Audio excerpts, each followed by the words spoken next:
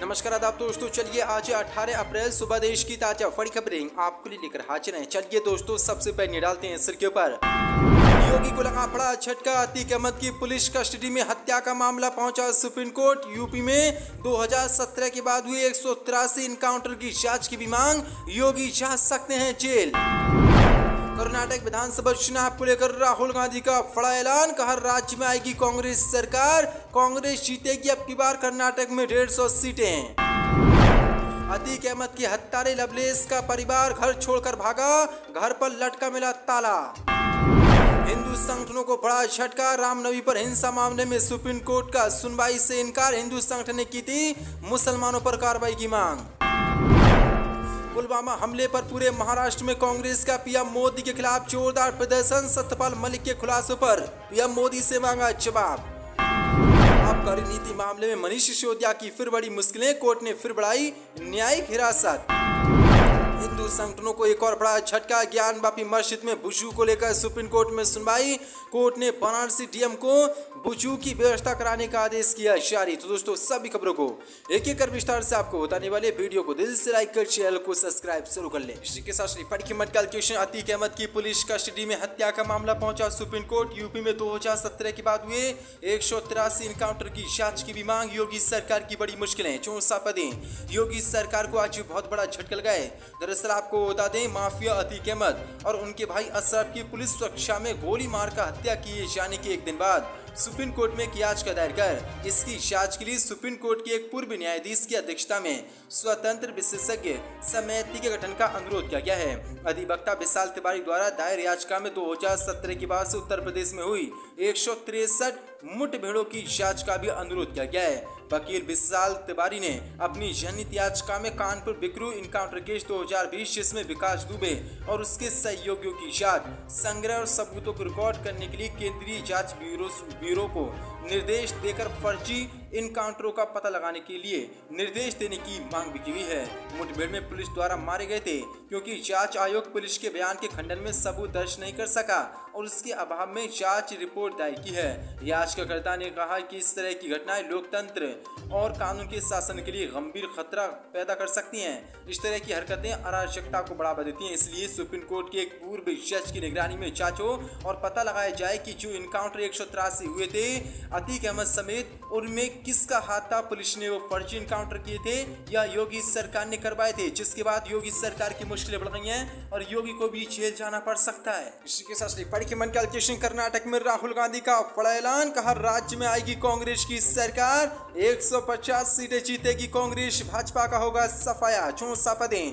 कांग्रेस नेता राहुल गांधी ने आज कर्नाटक के कोलार में एक जनसभा को संबोधित करते हुए भाजपा पर बड़ा हमला बोला और दावा करते हुए कहा कि डबल इंजन सरकार जनता के लिए कोई नई योजना नीति नहीं लाई है।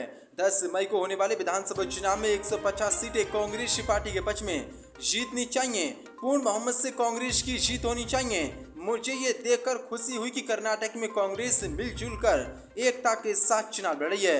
राहुल गांधी ने भाजपा पर आरोप लगाते हुए कहा कि डबल इंजन की सरकार घोटालों की सरकार है, जहां स्कूल एसोसिएशन घोटाले, पुलिस घोटाले और कई अन्य घोटाले हुए। भाजपा सरकार ने किसी भी काम को पूरा करने के लिए 40% का कमीशन लिया है। राहुल गांधी ने कहा कि भाजपा ने जनता, महिलाओं और युवाओं के पैसों का दुरुपयोग किया है। इस बारे में प्रधानमंत्री ने कोई जवाब नहीं दिया है, जिसका मतलब है कि वह और उनकी सरकार भ्रष्ट है। कैलकुलेशन, ज्ञान वापी मस्जिद में वुजू को लेकर सुप्रीम कोर्ट में हुई सुनवाई, कोर्ट ने वाराणसी डीएम को दिया आदेश, कहा जल्द से जल्द मुसलमानों के लिए उपलब्ध कराए वुजू की सुविधाएं, 64 पदें। सुप्रीम कोर्ट से आज हिंदूवादी संगठनों को बड़ा झटका लगा है। दरअसल आपको बता दें, सुप्रीम कोर्ट में ज्ञान वापी मस्जिद में वुजू को लेकर आज सुनवाई हुई। सुप्रीम कोर्ट ने वाराणसी के डीएम को आदेश दिया है। सुप्रीम कोर्ट ने कहा कि 18 अप्रैल यानी कि आज ज्ञान वापी मस्जिद परिसर में मुसलमानों के लिए वुजू सुविधाएं उपलब्ध डीएम कराएं। इसके साथ ही सुप्रीम कोर्ट ने शुक्रवार को सुनवाई के लिए मामले को सूचीबद्ध किया। जानकारी के अनुसार मस्जिद कमेटी की याचिका में कहा गया कि वुजू खाना कोर्ट के आदेश पर बंद है। रमजान के दौरान नमाजियों की संख्या काफी बढ़ गई है, इसलिए समस्या हो रही है। जानकारी के अनुसार ज्ञान बापी मस्जिद मामले में सुप्रीम कोर्ट ने डीएम को आदेश दिया है। डीएम को आदेश देते हुए सुप्रीम कोर्ट ने कहा कि 5 मिनट के लिए डीएम सभी से बातचीत करें और इसका समाधान निकालें, और जो मुसलमान वजू को लेकर परेशान हैं इसको जल्द से जल्द सही किया जाए और वजू अच्छी तरीके से मुसलमान कर सकें। इसलिए डीएम कोई ना कोई अपने आप हल निकाले, जिसके बाद हिंदूवादी संगठनों को ये बहुत बड़ा झटका है।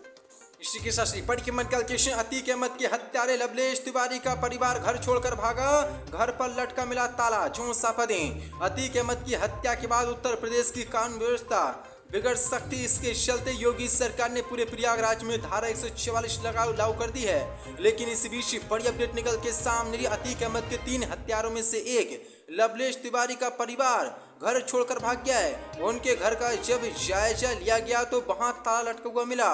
पड़ोसियों को भी नहीं पता कि परिजन कहां चले गए।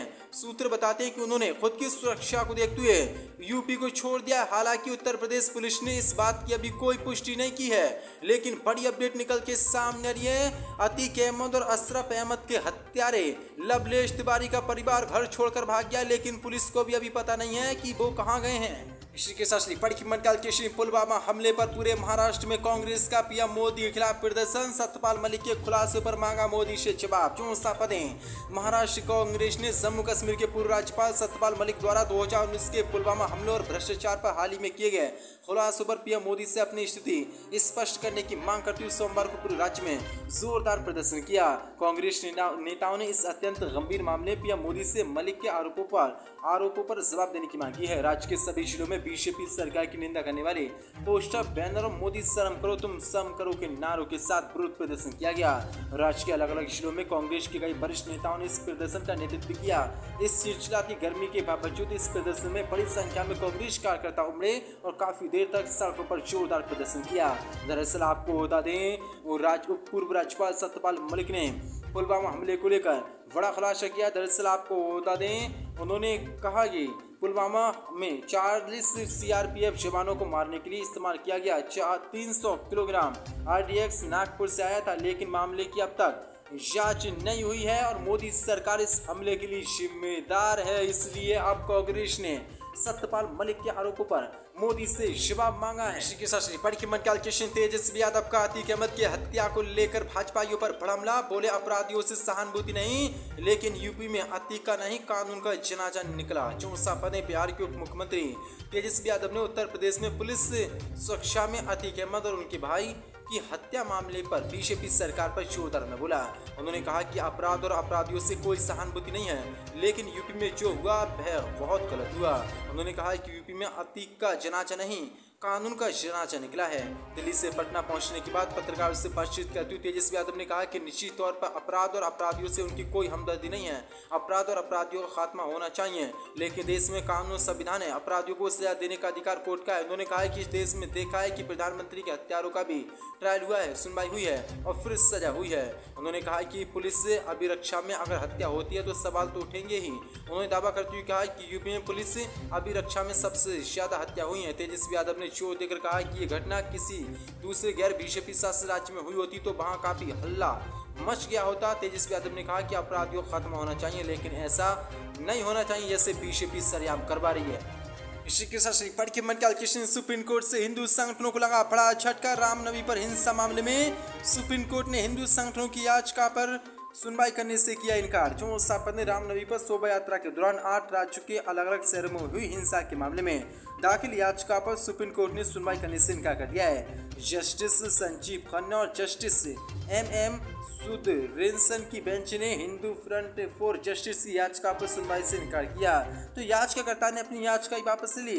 सुप्रीम कोर्ट ने कहा कि याचिकाकर्ता इस अर्जी के साथ हाई कोर्ट जा सकते हैं। शीर्ष अदालत में रामनवमी पर हिंसा का मामला हिंदू फ्रंट फॉर जस्टिस की ओर से ले जाया गया था। इस याचिका में जुलूस के दौरान हुए दंगों की जांच और दोषियों के खिलाफ सख्त कार्रवाई की मांग की गई थी। बिहार, पश्चिम बंगाल, महाराष्ट्र, कर्नाटक, झारखंड, तेलंगाना और गुजरात में 30 मार्च को रामनवमी के दिन निकले जुलूस के में दंगों पर कार्रवाई के लिए आदेश देने की मांग की गई। इन दंगों में घायल होने वाले लोगों उनकी संपत्ति को हुए नुकसान का हर्जाना देने की मांग की गई थी। इसके अलावा हिंसा प्रभावित राज्य के मुख्य सचिवों से रिपोर्ट तलब करने की मांग की गई थी। याचिका में कहा गया कि जिन लोगों पर हिंसा फैलाने और संपत्ति को नुकसान पहुंचाने का आरोप है उनसे ही हर्जाना वसूला जाए। राज्य सरकारों को ये निर्देश दिया जाए कि किसी भी इलाकों को सिर्फ मुस्लिम बहुल क्षेत्र बताकर हिंदुओं की शोभा यात्रा जुलूसों को अनुमति देने से न रोका जाए। लेकिन बड़ी अपडेट निकल के सामने सुप्रीम कोर्ट ने हिंदू संगठनों को बड़ा झटका दिया है और याचिका को खारिज कर दिया है।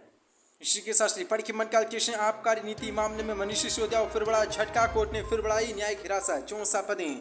आबकारी मामले में मनीष सिसोदिया की मुश्किलें बढ़ती जारी। दिल्ली की राउच एनबीयू कोर्ट ने मनीष सिसोदिया की न्यायिक हिरासत एक बार फिर से बढ़ा दी है। राउची एनबीयू कोर्ट के स्पेशल जज एम.के. नागपाल की कोर्ट ने आबकारी नीति से जुड़े सीबीआई और ईडी दोनों मामले में मनीष सिसोदिया की न्यायिक हिरासत 1 मई तक बढ़ाई। इसके साथ ही आरोपी रामचंद्र पिल्लई और अमनदीप ढाई की न्यायिक हिरासत भी 29 अप्रैल तक बढ़ा दी है। बता दें कि राउची एनबीयू कोर्ट ने मनीष सिसोदिया की न्यायिक हिरासत सीबीआई मामले में 27 अप्रैल तक और ईडी मामले में 29 अप्रैल तक बढ़ा दी है। कोर्ट ने ईडी के वकील की दलील पर गंभीर गौर किया। एजेंसी इस महीने के अंत तक चार्जशीट दाखिल करने जा रही है।